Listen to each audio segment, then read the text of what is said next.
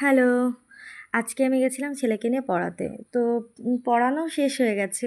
প্রায় পৌনে ৬টার দিকে পড়ানো শেষ হয়ে গেছে। তো এখন কিন্তু অনেকটা সন্ধ্যা হয়ে গেছে।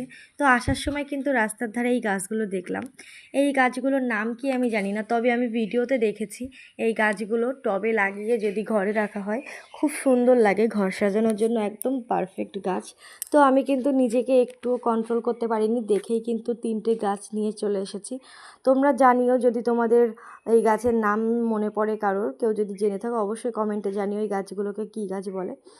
আমি কিন্তু জানি না, তবুও আমি দেখেছি ভিডিওতে যে এই গাছগুলো লাগাই এরকম ঘরে সুন্দর সাজাই, তার জন্য আমি নিয়ে চলে এসেছি। আর ভিডিওর মধ্যেই আমি সরি চেয়ে নিচ্ছি সঙ্গীতাদির কাছে, কারণ সঙ্গীতাদির বাড়ির আশেপাশেই এই গাছগুলো হয়েছিল, তো সেখান থেকে আমি তুলে নিয়ে এসেছি।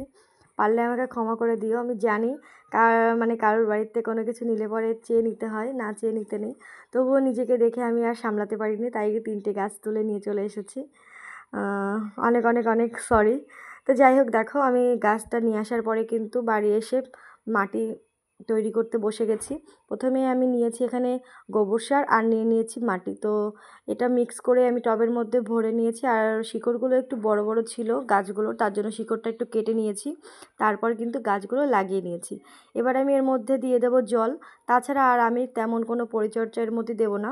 তো যাই হোক, তোমরা যদি কেউ জানো এই গাছের কী পরিচর্যা করতে হয় অবশ্যই আমাকে কমেন্টে জানিও। আমি তেমন কিছু জানি না। তো কেমন লাগলো গাছগুলো অবশ্যই কমেন্টে জানিও। দেখা হবে পরের একটা ভিডিওতে। আজকের মতন টাটা, বাই বাই।